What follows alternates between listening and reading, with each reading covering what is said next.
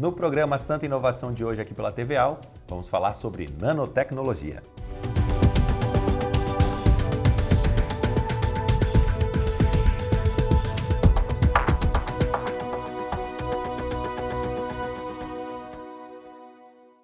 Olá, está começando mais um programa Santa Inovação aqui pela TVAL e hoje vamos falar sobre nanotecnologia, essas partículas tão pequenas, mas tão eficientes também, né? A gente vai receber aqui no estúdio da TVAL o professor Ricardo Francisco Machado, que é engenheiro químico com pós-doutoramento na Alemanha, é professor na Universidade Federal de Santa Catarina e supervisor do LINDEN, Laboratório Interdisciplinar para o Desenvolvimento de Nanoestruturas, e também do LCP, Laboratório de Controle de Processos, ambos da Universidade Federal. Seja bem-vindo, professor. Obrigado. Recebemos também o Gabriel Nunes, ele que é engenheiro de materiais com formação sanduíche na Alemanha. Desde 2011 é sócio e diretor-geral da TNS Nanotecnologia, eleita a melhor startup do Brasil pela 100 Up Startups nas categorias materiais e agronegócio. É mentor também voluntário do programa Inovativa Brasil e avaliador voluntário do programa 100 Up Startups. Seja bem-vindo. Muito obrigado. Vamos falar de nanotecnologia então? Vamos. Vamos começar perguntando, em primeiro lugar, o que é esse termo, essa nanotecnologia, usada principalmente em indústrias aqui de Santa Catarina e, por que não, pelo mundo afora, né, Gabriel? Perfeito. Bom, vamos lá. Tem uma analogia bastante bacana com o estudo da nano, né? Que basicamente ele é a divisão de 1 bilhão de vezes do que é 1 metro. 1 bilhão? 1 bilhão de vezes. Ou seja, tentando se aproximar da nossa realidade, o diâmetro de um fio de cabelo dividido por 100 mil vezes. Caramba. Eu entendo que ainda é um pouco difícil de entender. Mas eu acho que um dos tópicos importantes da nanotecnologia e como ela está, e justificar o porquê que ela está tão presente no nosso dia a dia, que é um estudo de tecnologia transversal. Ele interage com computação, com eletrônica, com biologia, com química. E quando você tem uma tecnologia transversal em tantas áreas como as que eu citei e até outras mais, isso se torna fácil de você aplicar em diferentes indústrias. Como Santa Catarina é bastante, diversificada em ramos industriais, seja metal mecânico, têxtil, químico e etc., até no agronegócio, eu acho que a gente consegue exemplificar bastante a aplicação dessa manipulação dos pequenos átomos, que basicamente é nanotecnologia, e a gente aplica no mercado aqui de Santa Catarina e do mundo. O Gabriel falou alguns exemplos ali. Vamos focar na questão têxtil, né, que é bem forte aqui em Santa Catarina, né, professor? Como é que a gente pode exemplificar para quem nos assiste agora nessa questão têxtil a aplicação aqui em Santa Catarina da nanotecnologia, o que vem sendo desenvolvido ali pelo laboratório da UFSC? Ok. Na aplicação têxtil, não somente em Santa Catarina, mas em vários outros locais, muito tem sido feito na parte de incorporação de nanopartículas com liberação controlada de determinados princípios ativos, por exemplo, repelência de insetos, né? Impedir o crescimento de bactérias, né? Que traz um grande número de benefícios, não só para o usuário, mas também para o meio ambiente, para os negócios. Na parte de repelência à umidade, à água, né? E, enfim, os benefícios aí são bastante grandes. Isso aumenta ou reduz a questão do custo de produção? Em relação ao custo de produção, é relativo, porque você está trabalhando com um produto de um valor agregado superior. Você não está trabalhando, por exemplo, com uma camiseta para uso diário, né? Mas está trabalhando com produtos mais específicos que já, por si próprios, já vão ter uma duração maior, né? Espera-se que no futuro, é claro, você possa trazer isso para um ambiente ou para um ambiente de negócios em que a aplicação possa ser mais cotidiana. No entanto, ela não está presente hoje em qualquer loja que você possa ir. Para as forças de segurança, o professor estava falando antes de a gente começar o programa, também é aplicado. Trazendo aqui para a nossa realidade de Santa Catarina, Polícia Militar, bombeiros, a gente pode trazer alguma vantagem com relação a essa nanotecnologia? Sem dúvidas, sem dúvidas. Eu acho que o conforto térmico que algumas nanopartículas, por repelir raios UV, por exemplo, conferem ao mercado têxtil, na verdade já são até aplicadas, né? Polícia Militar, Civil e etc. Nós, por exemplo, na própria empresa, temos clientes que utilizam algumas das nossas nanopartículas com efeito de não proliferação de bactérias, não proliferação de fungos, e utilizam produtos de outras indústrias também para repelência de águas. E por conhecimento a gente entende que eles estão já atendendo editais das Forças Armadas ou, enfim, de polícia de maneira em geral, tendo que hoje já é uma solicitação. Não somente nesse mercado, mas também uniformes de crianças. A gente já começou a ver em editais a necessidade de tecidos inteligentes para que não proliferem bactérias, com o intuito de bloquear ou inibir surto de contaminação cruzada que pode acontecer nas escolas. A roupa pode ajudar na questão de saúde também, né? Tem um exemplo bem interessante que é roupas para bebês. Como você percebe que o bebê está com febre? E é muito difícil você perceber isso, né? A criança está brincando no dia a dia e a não ser que você perceba que houve uma mudança de temperatura, você tem que ir lá medir a temperatura da criança com termômetro. Mas existem roupas que você pode fazer um determinado inserção muda de uma determinado, cor. Isso, e ela vai mudar de cor, indicando que a temperatura da criança alterou. Interessante. E ela é bastante sensível. E isso tem aplicação não só na questão têxtil, mas até na questão de defesa, na questão petroquímica, na questão nuclear, em vários outros fatores. E também na questão das Forças Armadas, nós temos aí materiais para balística e também para proteção contra a chama. Mas para balística já substituindo o colete já na própria roupa? Não, não substituindo o colete. Sendo um colete, só que ele tem propriedades mais leves e proporciona um maior conforto, principalmente um maior conforto térmico, que esse é um grande problema, né? Quem está já usando uma jaqueta, um casaco pesado, ainda tem o colete por baixo, então você imagina o desconforto que essa pessoa tem em termos térmicos. Interessante. Né? E a questão da retardância de chama, ou mesmo a inibição da chama, para as Forças Armadas também, aí mais voltado para corpo de bombeiros, ou mesmo para um ambiente de conflito armado. Isso é bastante importante. E não só para isso, mas também para a questão de, por exemplo, tintas ou materiais que sejam retardantes à chama ou que não sejam passíveis de serem consumidos pelo fogo, como tivemos aquela questão na Boate Kiss em Santa Maria, onde o poliuretano que foi usado para isolamento acústico, né, acabou sendo queimado e matou um monte de pessoas. Hoje nós já temos esse mesmo material e que ele não queima. Se tivesse aplicado lá, já teria evitado uma tragédia. Você pode aplicar uma chama de maçarico em cima dele e ele não queima. Interessante. O professor também é responsável lá pelo Laboratório de Santa Catarina e é importante a gente salientar que Santa Catarina ela está bem à frente nessa questão de pesquisas de nanotecnologia também. Inclusive, a nossa reportagem esteve lá na Universidade Federal, a repórter Helenesa Kras esteve lá, onde são desenvolvidas pesquisas e também desenvolvidos alguns produtos também. E a gente vai acompanhar agora essa reportagem. Fica na UFSC o único laboratório interdisciplinar para o desenvolvimento de nanoestruturas de Santa Catarina, credenciado pelo Ministério de Ciência e Tecnologia. O Linden é composto por 18 laboratórios associados que atuam em grupo para prestar serviços para toda a comunidade acadêmica e indústrias em geral. Ele desenvolve nanoestruturas e faz análise de qualidade.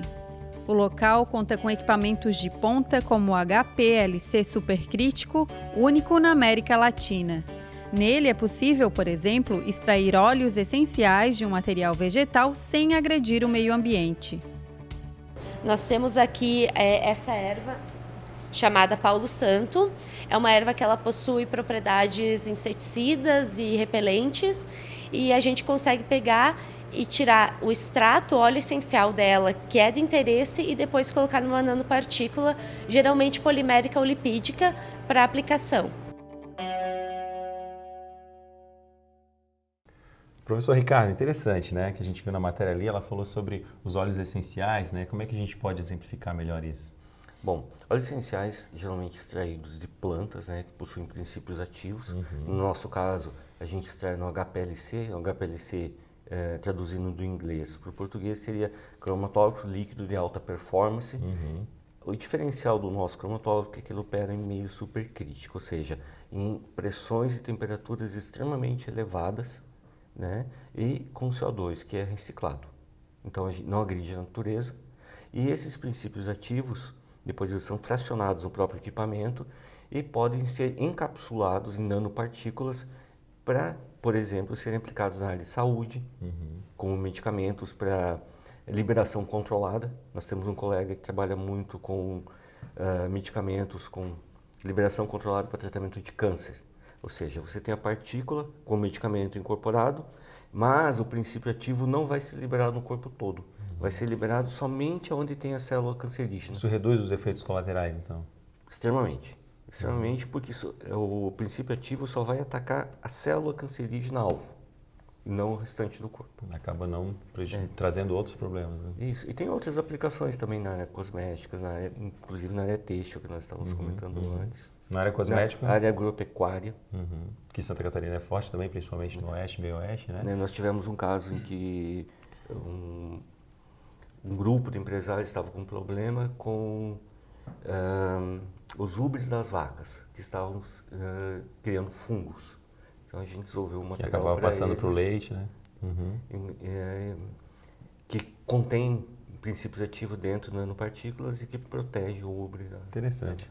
Gabriel, a gente falou de vários exemplos aqui, a gente, né, focou um pouco mais na área têxtil nesse primeiro bloco, mas aí vai, né? A gente já falou da questão da tinta, né, anti-chamas, enfim, agronegócio agora a gente falou também, questão tecnológica, né? E o futuro, né, dessa questão da nanotecnologia? Santa Catarina e globalmente, para onde a gente vai andar nessa questão, Gabriel? Olha, pensando não só em Santa Catarina, mas também Brasil e depois globalmente, nós somos conhecidos como celeiro do mundo. E é notável que desmatamento para você plantar soja, trigo e milho acaba não fazendo mais sentido. Então, de alguma maneira, a gente tem que começar a contribuir para que a produtividade, né, comece a ser de maneira diferenciada.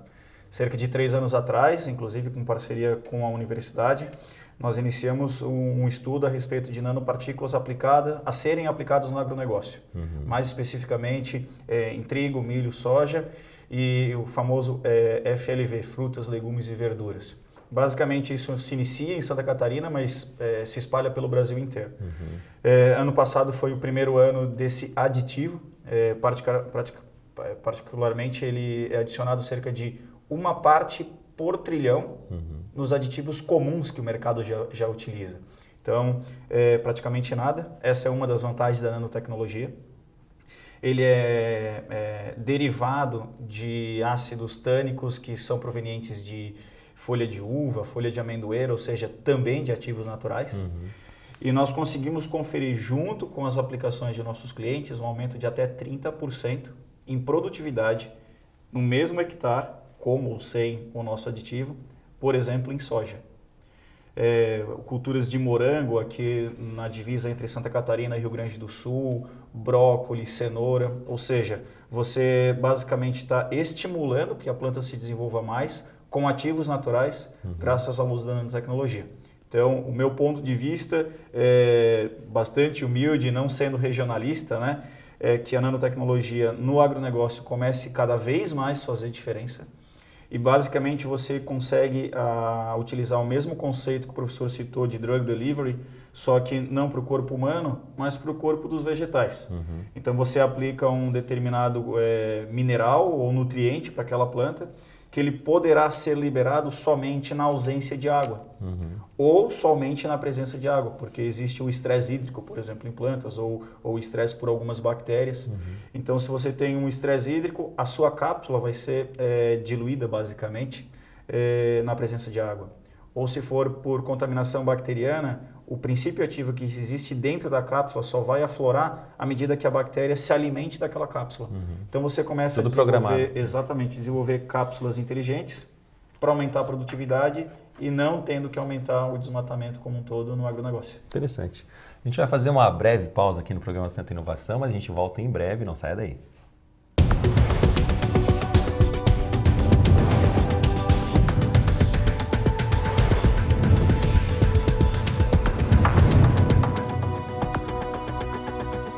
Voltamos com o programa Santa Inovação, hoje abordando o tema nanotecnologia. E para falar desse importante tema, a gente está recebendo aqui no estúdio da TVAL o professor Ricardo Francisco Machado, ele que é engenheiro químico e também professor na Universidade Federal de Santa Catarina. A gente recebe também o Gabriel Nunes, engenheiro de materiais e é sócio-diretor-geral da TNS Nanotecnologia.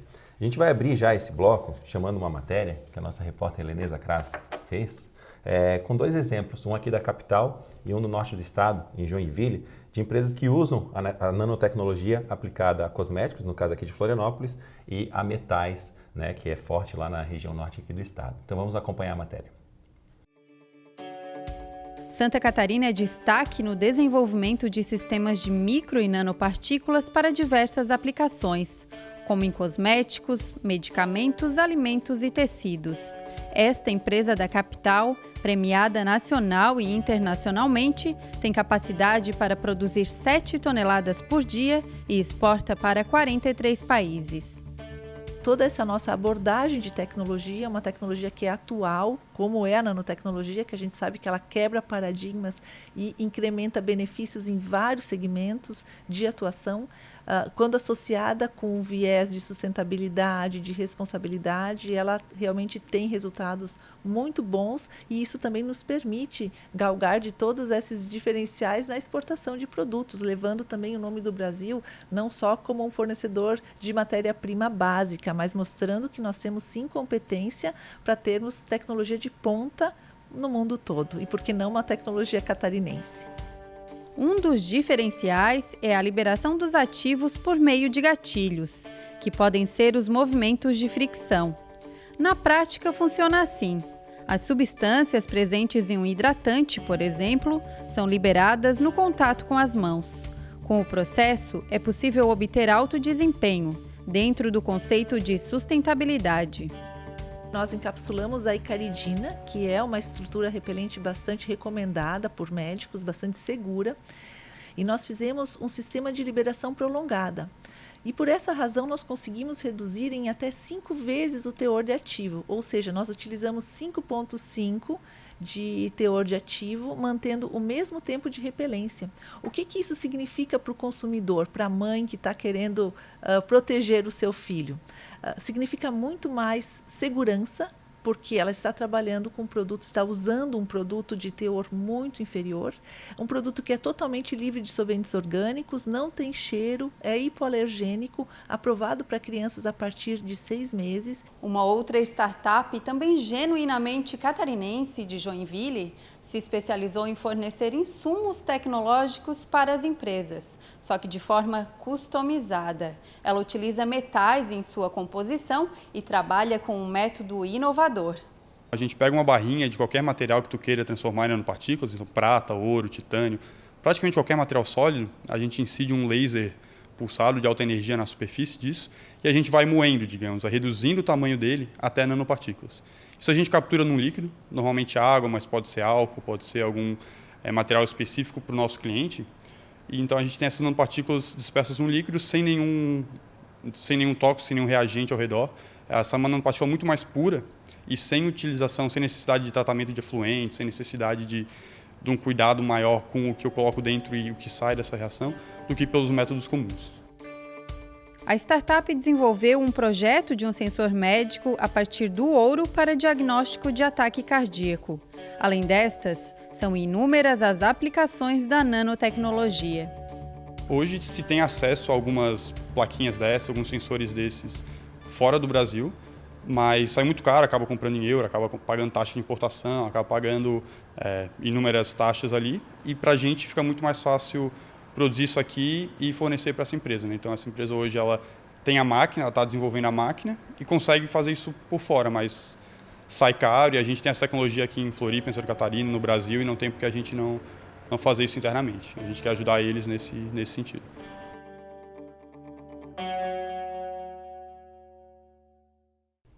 Interessante, né, professor? 2 exemplos, um da capital, um de Joinville, mas a gente tem vários outros exemplos que a gente pode citar também aqui no estado, né?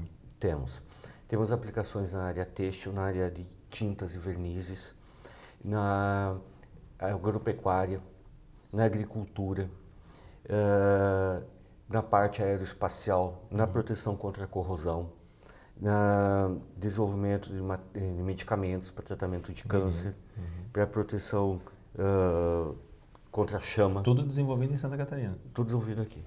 Tá? Muitas vezes para empresas locais ou para empresas de outros estados, ou alguns desenvolvimentos eventualmente são feitos em parcerias com outras universidades do exterior, mas nós temos hoje uma infraestrutura e capacitação de desenvolver praticamente produtos em todas as áreas.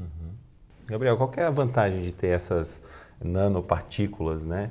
É só a questão do tamanho ou existe a questão tecnológica também aplicada a essas nanotecnologias? Olha, até o método de você produzir pode influenciar no resultado final. O exemplo que a gente acabou de ver, por exemplo,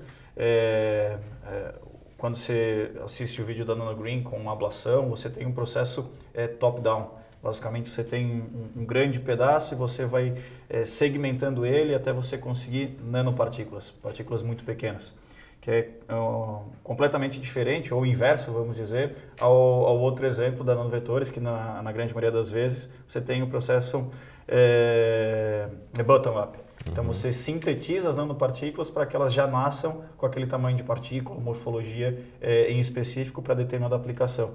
Então existem essas sinergias de serem nano, de agregarem valor não só pelo constituinte, né, pelo elemento químico que ali está presente, mas também pelo tamanho, né, porém com processos completamente distintos. Então, dando exemplo à primeira fala, onde é uma tecnologia completamente transversal, a gente vê aplicações completamente distintas para esses dois processos e para os dois públicos-alvos dessas empresas.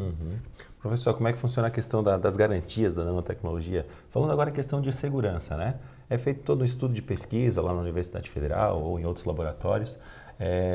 E na hora da aplicação, existe algum órgão regulador? Existe uma questão de lei ainda com essa questão? Em que avanço a gente está? Em que ponto a gente está? A questão da segurança em nanotecnologia ela é uma preocupação mundial, como em todas as outras áreas, né? Nós estamos falando de novos produtos, novas aplicações e principalmente de algo que muitas vezes a gente não vê. Né? Porque a olho nu você não consegue ver uma nanopartícula.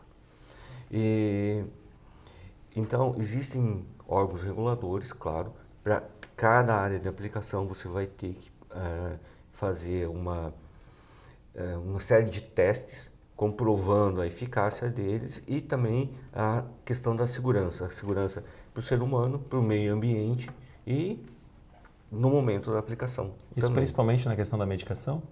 Não somente na questão da aplicação, em todos os setores. Porque você está falando de um material que, eventualmente, ele pode ser liberado no meio ambiente e causar um transtorno, né, em uma área que não estava prevista. Então, todos esses testes têm que garantir que o material desenvolvido ele é completamente seguro para ser liberado ao mercado. Por exemplo, se você desenvolve um desodorante que tem uma determinada nanopartícula para evitar a transpiração, você tem que garantir que a hora que você tomar banho, esse material ele vai ser arrastado com a água e ele pode ser levado para uma estação de tratamento de efluentes, onde ele não vai ser atacado pelos produtos usados no tratamento da água e vai parar eventualmente num aquífero, né? Então, quando rio, tem alguma coisa. algumas empresas ali que falam, proteção, 48 horas, isso aí é a nanopartícula. Nanopartículas que estão por trás. E aí esse material ele vai para um rio, ele pode ser ingerido por um peixe e você vai lá, pesca o peixe e você ingere.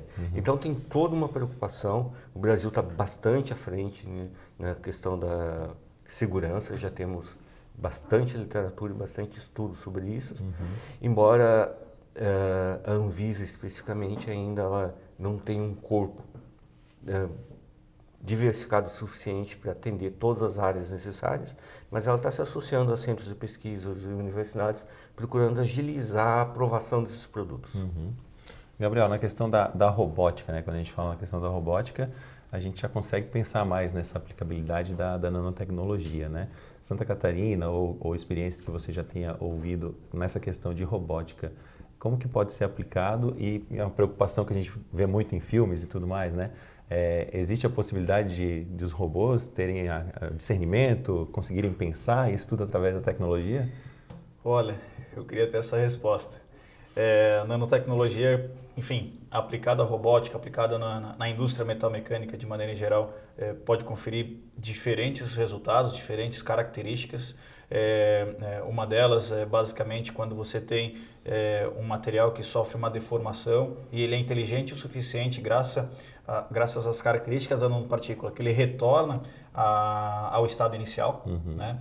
Isso basicamente abriu um leque de oportunidade onde você consegue hoje basicamente ter relógios inteligentes, smartphones miniaturizados. Basicamente isso graças à capacidade térmica dos materiais que foi evoluída graças à nanotecnologia, a dissipação e a velocidade da energia como um todo que é transmitida por esses capacitores ou supercapacitores. E com certeza, sem nanotecnologia, nós não conseguimos nem estar pensando, por exemplo, em carro elétrico, como que já é uma realidade hoje no nosso dia a dia. Na questão aeroespacial, professor, existe a aplicabilidade também da nanotecnologia? A gente está falando aí recentemente que o Brasil está reabrindo lá, né, a estação espacial e tudo mais. Nós temos aplicações tanto no desenvolvimento de componentes para a indústria aeroespacial, como para o revestimento do próprio equipamento. Por exemplo, um satélite. Você vai lançar um satélite, esse satélite ele não pode ficar exposto a todo tipo de radiação que você tem no espaço. Sim. Ele tem que ter uma camada de proteção. E, eventualmente, ele está sujeito também a ser atingido por partículas que podem remover essa camada de proteção. Então, essa camada de proteção ela precisa ter, digamos, uma capacidade de autorregeneração. Né? Ela tem que ser forte o suficiente até determinado ponto. Porém, acima de determinado ponto, se você continuar aumentando a camada de proteção, você acaba aumentando o peso do equipamento. E isso traz transtornos e precisa ser evitado. Então, o que você faz? Aplica-se esse material inteligente que ele é capaz de, onde houve o risco causado por uma partícula, ele é capaz de se regenerar. Como se fosse bem futurista mesmo. Como se fosse uma cicatriz na sua pele. Cortou a pele, o seu organismo vai se regenerar e com o tempo... Acelera o processo. Isso está presente em alguns automóveis, inclusive, que são tintas inteligentes. Ok. A gente tem 1 minuto para encerrar o programa, mas eu vou dar tempo de 30 segundos para o Gabriel, 30 segundos para o professor, para a gente então fazer as considerações finais sobre esse importante tema nanotecnologia.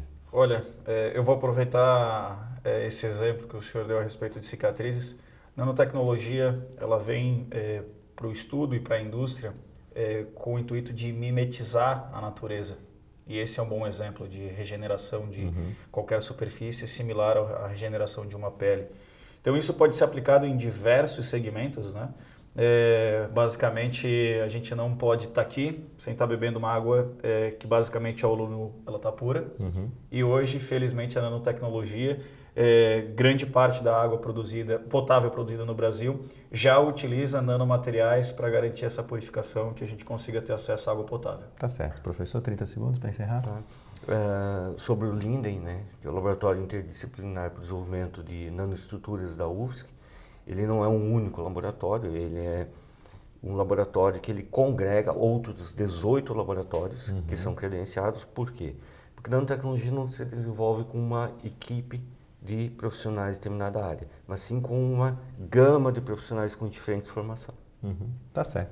Muito obrigado então ao professor Ricardo Francisco Machado e ao Gabriel Nunes, que engrandeceram bastante o nosso programa de hoje aqui na TVA, o programa Santa Inovação, e o assunto foi nanotecnologia. Esperamos vocês em breve aqui na TVA.